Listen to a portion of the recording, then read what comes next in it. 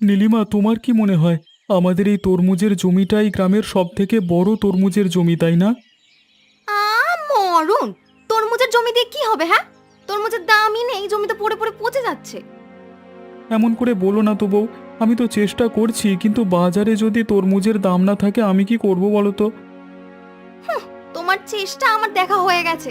অন্যরা বেঁচে চলে আসছে, তোমার মুরদ নেই সেটা বলো। তুমি বুঝবে না নীলিমা, এটা অন্য জাতের তরমুজ, একদম কম দামে তো দিয়ে দিতে পারি না। ছাড়ো ওসব, আমাকে দুটো খেতে দেবে? বসাও দিচ্ছি, খেয়ে আমায় উদ্ধার করো। তা কেমন আছো তোমরা, রতন? সব ভালো তো? ওই কোনো রকমে দিন কাটছে মোড়ল মশাই। বাহ! রতন, তোমার জমিতে তো খুব সুন্দর তরমুজ হয়েছে। হ্যাঁ মোড়ল মশাই, আপনি বসুন না। আজকে আমার জমির মিষ্টি তরমুজ না খাইয়ে আপনাকে ছাড়ছি না। আরে করো কি করো কি, এসবের কি দরকার? আমি তো শুধু তোমাদের খোঁজ খবর নিতে এসেছিলাম। নীলিমা, এই গোটা কয়েক তরমুজ কেটে আনো তো মোড়ল মশাইয়ের জন্য। খোঁজ খবর নিতে এসেছেন না ছাই? আমি কিছু বুঝি না ভেবেছেন? এ কি নীলিমা, তুমি এমন করে বলছো কেন? যেই দেখেছেন পুরো গ্রামে আমাদের তরমুজের জমিটাই সব থেকে বড়, তখনই চলে এসেছেন বিনা পয়সা তরমুজ খাওয়ার জন্য। এ কি নীলিমা, অমন করে বলতে নেই। ও অতিথি নারায়ণের রূপ হয়। থাক রতন, তোমার বইয়ের কথা শোনবার পর আমার আর তরমুজ খাবার ইচ্ছে নেই। আমি চললাম।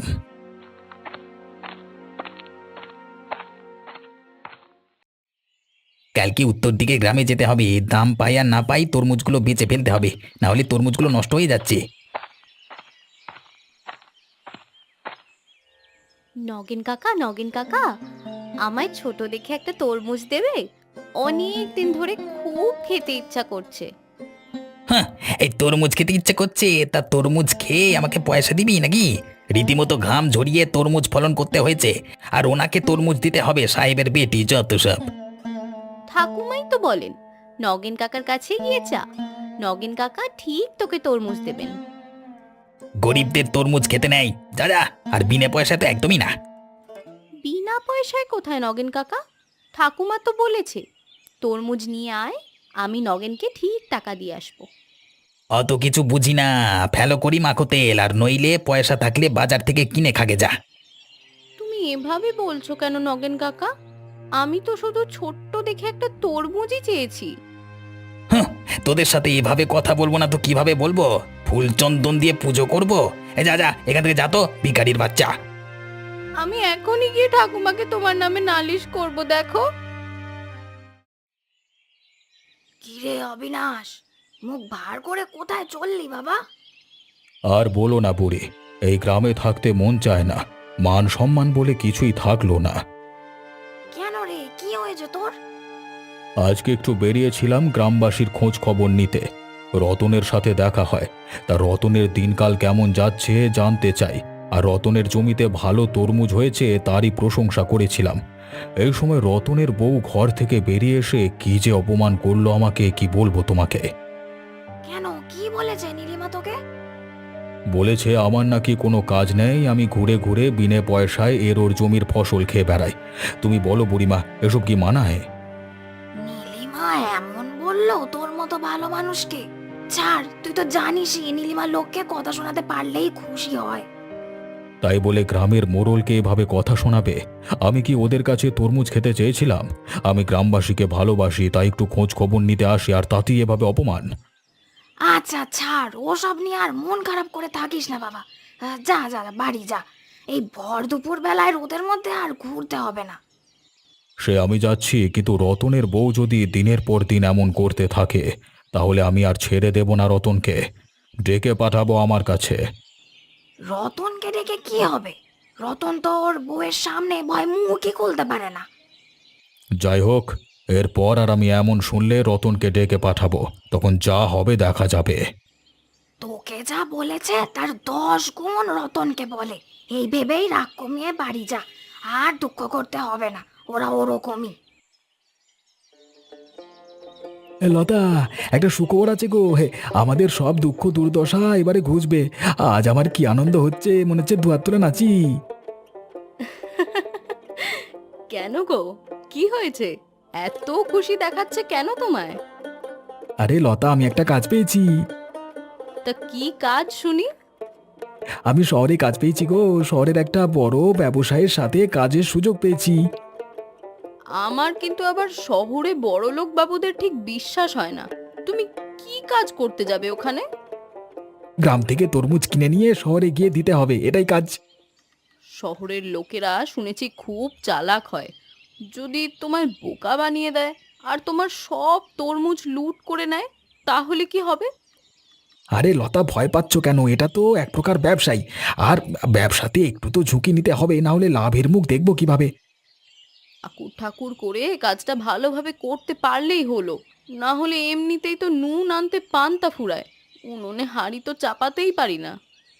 হ্যাঁ, কাজটা করতে পারলে আর যাই হোক দুটো পয়সার মুখ তো দেখবো, আর আমরা পেট ভরে ভাতও খাবো। হ্যাঁ, আর আমাদের কাজটা ভালোভাবে করতে হবে, তাই না? হুম, তোমার ওপর আমার বিশ্বাস আছে। তাহলে কালকে থেকে লেগে পড়ি, গ্রামের সবার সাথে কথা বলতে হবে, সবার তরমুজ তো কিনতে হবে, তাই না? তুমি হাত পা ধুয়ে নাও দেখি, আমি সন্ধে দিয়ে আসি, তারপর তোমায় এসে মুড়ি বাতাসা দেব। হ্যাঁ, এই তো যাচ্ছি, এই তো যাচ্ছি।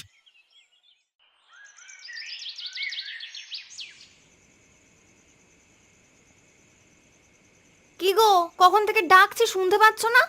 খেতে দিয়েছি তো, খেতে আসবে না তুমি? না, খাবো না, আমার খিদে নেই। উফ, এই কানা রাতে এসে না এসব নাটক করো না। কি হয়েছে সেটা বলো। কি হয়েছে তুমি বুঝতে পারছো না? আজকে সকালে অবিনাশ বাবুকে তুমি ওভাবে অপমান না করলেই পারতে। কেন? এমন কি বলেছি আমি যে তোমার মনে এত দুঃখ লেগেছে খাবে না বলছো?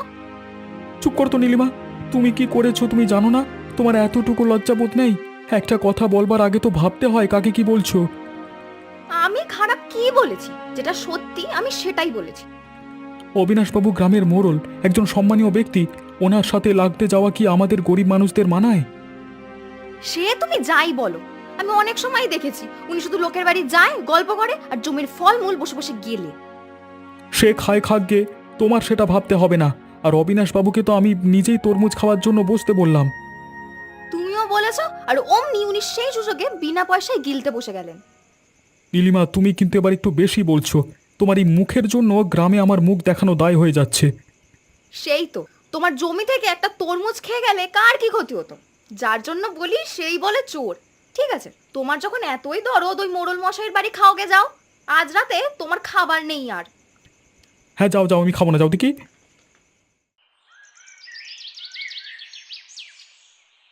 জানো তো ঠাকুমা, কাল তুমি বলেছিলে বলে আমি নগেন কাকার কাছে গিয়েছিলাম তরমুজ আনতে, কিন্তু নগেন কাকা আমায় অপমান করে তাড়িয়ে দিয়েছে। ওই জন্যই তুই কাল তরমুজ আনিসনি? আমি তো ভাবলাম তুই হয়তো একাই পুরোটা খেয়ে নিয়েছিস। না গো ঠাকুমা, ওরা দেয়নি আমাকে, আমি খাবো কি করে? নগেনটা ওই রকমই বদমাইশ লোক, সব সময় শুধু সবাইকে বাজে কথা বলে বেড়ায়। আচ্ছা দাঁড়া, নগেনের সাথে আমার দেখা হোক, ওকে দাঁড় করিয়ে দুটো কথা শুনিয়ে দেবো কড়া ভাবে। হ্যাঁ ঠাকুমা, তুমি নগেন কাকাকে আচ্ছা করে বকে দিও তো। ঠিক আছে, আর মন খারাপ করিস না মা। কোথায় যাচ্ছিস এখন?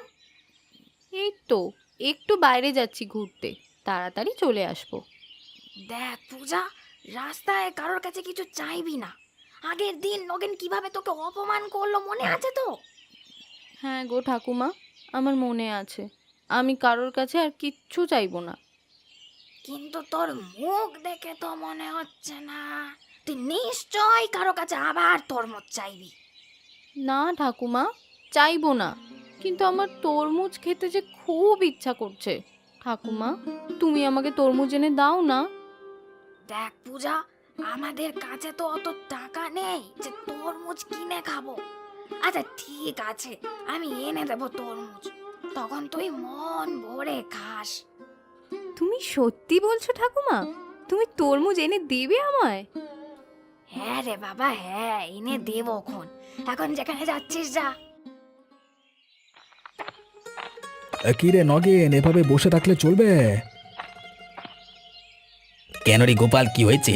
এখানে আসছিস কেন? আমি কিন্তু বিনে পয়সায় তরমুজ দিতে পারবো না। আরে তোর তরমুজ তো বড়ই হয়নি, নেব কি? চাষের দিকে একটু নজর দে নগেন। কেন রে? তোর কথা শুনে চলতে হবে নাকি? তুই কে রে? আমার কথা শুনে চললেই তোর লক্ষ্মী লাভ হবে, এ আমি বলে দিলাম। এই গোপাল কি আমার একদম সহ্য হয় না কলা। এখানে এসেছে জ্ঞান দিতে যত সব। শোন নগেন, আমি একটা কাজ পেয়েছি। কি কি কি কাজ? শহরে এক বড় ব্যবসায়ীর কাছে গ্রাম থেকে তরমুজ কিনে শহরে গিয়ে বেচতে হবে। বাহ, ভালো তো। কিন্তু এখানে আমার লক্ষ্মী লাভ হবে কিভাবে? তোর কাছ থেকে, রতনের কাছ থেকে তরমুজ কিনবো। তাই তো তোকে বলছি তাড়াতাড়ি তোর চাষ শেষ করতে। এটা বলবার কারণ কি জানিস? কি? যাতে পয়সার কথা শুনে তুই একটু উৎসাহের সাথে চাষটা করিস, বুঝলি? ঠিক আছে ঠিক আছে, আমি বুঝতে পারছি তোমার মতলব। আমার মতলব মানে কি বলতে চাইছিস? তুমি গ্রামের লোকেদেরকে ঠকিয়ে কম দামে তরমুজ কিনে শহরে নিয়ে গিয়ে বেশি দামে বেচবে, তাই না? দেখ, তোর ভালো চাই তাই তোকে বলছি। আমার জন্য যদি তোর দুটো পয়সা হয়, তাই জন্য তোর কাছ থেকে কিনবো বলেছি। আমাকে বলদ ভেবো না। আমি সবাইকে বলে দেব যে তুমি গ্রামবাসীকে ঠকাবে বলে ঠিক করেছো। দেখ নগেন, এমন ভুলভাল কথা রটালে আমার থেকে খারাপ কেউ হবে নাই বলে দিলাম। কে, রতন এসেছিস? হ্যাঁ মোড়ল মশাই, আমি রতন। তা বল, কি বলতে এসেছিস? মোড়ল মশাই, আমি আপনার সামনে কোন মুখ নিয়ে আসবো বুঝতে পারছি না। কেন রে, কি হয়েছে? আগের দিন নীলিমা আপনার সাথে যে ব্যবহারটা করলো, তাতে আমি খুবই দুঃখিত। নীলিমার হয়ে আমি আপনার কাছে ক্ষমা চাচ্ছি, দয়া করে ক্ষমা করে দিন। এ কি রতন, তুমি ক্ষমা চাইছো কেন? আরে তুমি তো কোনো ভুল করনি, তাহলে তুমি কেন ক্ষমা চাইবে? না না মোড়ল মশাই, আমি কালকের ব্যাপারটার জন্য খুবই লজ্জিত, আমাকে দয়া করে ক্ষমা করে দিন। তুমি তো ভুল করনি, তাই তোমার ক্ষমা চাওয়ার কথাটা আসছেই না। আর যদি বলো নীলিমাকে, আমি নীলিমাকে ক্ষমা করে দিয়েছি, কারণ ওর সব কথা আমি মাথায় রাখিনি। ধন্যবাদ মোড়ল মশাই, অসংখ্য ধন্যবাদ। আমায় আপনি পাপমুক্ত করলেন। কিন্তু রতন, তুমি তো একটু তোমার বউকে বোঝাতে পারো, এমনভাবে কারো মনে দুঃখ দিয়ে কথা না বলে। কি আর বলি মোড়ল মশাই, আমি অনেক বুঝিয়েছি, অনেক বলেছি এমন ব্যবহার কারোর সাথে করো না, কিন্তু সে কারোর কথা শোনে না। তুমি যদি হতাশ হয়ে বসে থাকো, তাহলে এ সমস্যার সমাধান হবে কিভাবে? আমি আর নীলিমাকে সামলাতে পারছি না। ওর জন্য আমি গ্রামে কারোর কাছে মুখ দেখাতে পারি না। ওর মুখ থেকে যেন বিষ ঝরে, প্রতিটা কথাতেই সবাইকে কটু কথা বলে। আজকে রাতে বাড়ি গিয়ে নীলিমাকে সময় নিয়ে শান্তভাবে বোঝাতে হবে, যাতে এমন কারোর সাথে না করে। আমার বিশ্বাস, দেখবে সে ঠিক বুঝতে পারবে। এই বুড়ি আবার এখানে কেন আসছে? নিশ্চয়ই তরমুজের গন্ধে গন্ধে চলে এসেছে। বাবা বলি হারি, বুড়ির এলেম আছে বলতে হবে। বৌমা, ও বৌমা, বাড়ি আছো নাকি? তোমার সাথে একটু দরকার ছিল। হ্যাঁ বলো বুড়ি, কি দরকার আমার সাথে? বৌমা, তোমাদের জমিতে তো অনেক তরমুজ হয়েছে, আমায় একটা ছোট দেখে দাও না গো। এই বয়সে আবার তরমুজ খাওয়ার শখ জেগেছে? আমার বর দিন রাত খেটে তরমুজ চাষ করছে, আর বিনা পয়সা বিলি করতে গেলে তো সব শেষই হয়ে যাবে। না গো বৌমা, আমি বিনা পয়সায় নেব না। আমি তোমার কাছ থেকে পয়সা দিয়েই তরমুজ কিনবো, তোমাদের কোনো ক্ষতি হবে না। আমাদের তরমুজের জমি এই গ্রামের সব থেকে বড় জমি, আর গ্রামের সব থেকে সুস্বাদু তরমুজ আমাদের জমিতেই হয়েছে। জানি তো, সেই জন্যই তো তোমার কাছে একটা তরমুজ কিনতে এলাম। এই তরমুজের স্বাদ যেমন, দামও তেমন অনেক। তুমি দিতে পারবে তো বুড়ি? ছোট দেখে একটা দাও না, তাহলে নিশ্চয়ই নিতে পারবো আমি। আচ্ছা ছোট দেখে তো, ঠিক আছে দাঁড়াও দেখছি, আমি যদি পাই তাহলে এনে দিচ্ছি। পূজাটা অনেকদিন ধরে তরমুজ খাবে বলছে, ওর জন্যই নেব, না হলে মেয়েটার মন খারাপ হয়ে যাবে গো। নিজে খেতে পারে না, আবার নাতনির জন্য নিচ্ছে।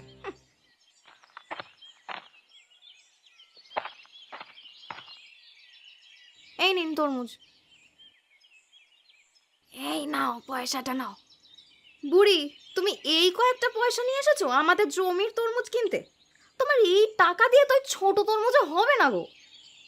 দেখো না, যদি কোনোভাবে হয়, পূজা অনেক দিন ধরে এই তরমুজ খাবে বলছে। আচ্ছা ঠিক আছে, এত করে বলছো যখন নাও, আমাদের ক্ষতি হবে তাও তোমাকে দিয়ে দিলাম, যাও যাও নিয়ে যাও। কি হয়েছে শুনি? তুমি খাচ্ছো আর এমন মিটমিট করে হাসছো যে, কি ব্যাপার? তা হাসবো না, অনেকদিন পরে এমন একটা সুযোগ পেয়েছিলাম, দিয়েছি আজকে নগেনকে ভালোভাবে বলে একবারে। তুমি তো ওর কাছে গিয়েছিলে তরমুজ কিনতে, তা ওকে আবার কি বলে এসেছো? নগেন লোকটা কিন্তু মোটেই সুবিধার নয়। তুমি তো জানোই লতা, নগেন কারোর ভালো দেখতে পারে না। হ্যাঁ, সে তো জানি, ওই জন্যই তো বলছি নগেন লোকটা ঠিক সুবিধার নয়। কি বলেছো তুমি ওকে? তুমি জানো না লতা, নগেনকে আমার উন্নতির কথা বলতেই ওর মুখটা পুরো দেখবার মতো ছিল, তাই তুমি যদি একটু দেখতে পেতে। তুমি কিন্তু আবার সবাইকে জনে জনে বলে বেরিও না এই তোমার এই কাজের কথা। কেন বলবো না কেন? তুমি জানো না এই নগেনদের মতো মানুষদের নজর কেমন? মানে? এদের মতো মানুষের নজর লাগলে না তোমার হওয়া কাজও ভেস্তে যাবে। তাই দয়া করে কাউকে কিছু বলে বেরিও না। হ্যাঁ ঠিকই বলেছো লতা, আমি আর কাউকে বলবো না, কিন্তু নগেনের মুখটা দেখে আমার খুব প্রশান্তি লেগেছে। তা আর কি বলেছো নগেনকে শুনি? আমি নগেনকে অপমান করতাম না, কিন্তু ও বলছে যে ও আমার নামে গ্রামবাসীর কাছে অপবাদ রটাবে, আমি নাকি গ্রামবাসীকে ঠকিয়ে তরমুজ কিনবো। ও মা, এটা তো সত্যি নয়। ওই জন্যই তো নগেনকে আচ্ছা করে বলেছি। ঠিক আছে ঠিক আছে, বাদ দাও, তুমি খেয়ে ওঠো দেখি তাড়াতাড়ি। মোড়ল মশাই, মোড়ল মশাই, সর্বনাশ হয়ে গেছে আমার। কি হয়েছে? আগে শান্ত হয়ে বস, হাঁপাচ্ছিস কেন? মোড়ল মশাই, আমার সব শেষ হয়ে গেছে। তুই এমন করে বলছিস কেন? কি হয়েছে? মোড়ল মশাই, আমার বউকে সকালবেলা সাপে কামড়েছে। কি বলছিস কি? কখন এভাবে হলো সব? নীলিমা সকালবেলায় তরমুজের জমিতে গেছিল তরমুজ আনতে, আর সেখানেই লুকিয়ে বসেছিল সাপটা। নীলিমা ওখানে যেতেই ছুবলে দিয়েছে। রতন, তোর বউয়ের এত মুখ, এত অহংকার, ভগবান নিজেই তোর বউকে শাস্তি দিয়েছে। মোড়ল মশাই, এখন আর এসব বলে কি হবে বলুন? আমার বউটাকে দয়া করে বাঁচান আপনি। তুই ডাক্তার বৈদ্য কাউকে খবর দিয়েছিস? মোড়ল মশাই, আমাদের গ্রামে তো কোনো বৈদ্য নেই, ওই জন্যই আপনার কাছে ছুটে আসলাম। এবার আপনি কোনো ব্যবস্থা করুন। তুই নীলিমাকে বাড়িতে একা ফেলে এসেছিস নাকি? আমাদের তো আর কেউ নেই মোড়ল মশাই, তাই ওকে খাটে শুয়ে রেখে এসেছি। তুই এখনই বাড়ি যা নীলিমার কাছে, আর আমি আসছি এক্ষুনি। আপনি কোথায় যাচ্ছেন মোড়ল মশাই? আমার বাড়ি তো এদিকে। আরে পাগল, আমি পাশের গ্রামে যাচ্ছি বৈদ্যকে আনতে, তুই তাড়াতাড়ি বাড়ি যা। আচ্ছা ঠিক আছে, আপনি তাড়াতাড়ি আসবেন বৈদ্যকে নিয়ে, না হলে আমার বউকে বাঁচানো যাবে না। হ্যাঁ হ্যাঁ, আসবো আসবো, কিন্তু তুই বাড়ি যাবার সময় ওই আমাদের গ্রামের পূজার ঠাকুমা বুড়ি আর এই গোপাল আর ওর বউকে ডেকে নিয়ে যা। আমি যত তাড়াতাড়ি সম্ভব আসছি বৈদ্য নিয়ে। হ্যাঁ হ্যাঁ, এখনই যাচ্ছি, এখনই যাচ্ছি। রতন কাকা, তুমি এভাবে পাগলের মতো দৌড়াচ্ছ কেন? তোমাদের বাড়ির দিকে যাচ্ছিলাম পূজা, তোমার ঠাকুমা বাড়িতে আছে? হ্যাঁ, ঠাকুমা তো বাড়িতেই আছে, কিন্তু কেন, কি হয়েছে? তো তো তো তোমার কাকিমাকে না সাপে কামড়েছে। সে কি গো, কখন, কিভাবে? আজকে সকালে তরমুজ তুলতে গিয়ে সেখানেই সাপে কামড়ায়। তুমি আর তোমার ঠাকুমা একটু তাড়াতাড়ি চলো, অবিনাশবাবু আসছে পাশের গ্রাম থেকে বৈদ্যকে নিয়ে। আচ্ছা রতন কাকা, আমি যাচ্ছি। আমার ঠাকুমার কাছে একটা ওষুধ আছে, ওটা লাগালেই কাকিমার গা থেকে সাপের বিষ ঠিক কমে যাবে। তুমি ওটা নিয়ে যাও ঠাকুমার থেকে। কোথায়? দে তাড়াতাড়ি।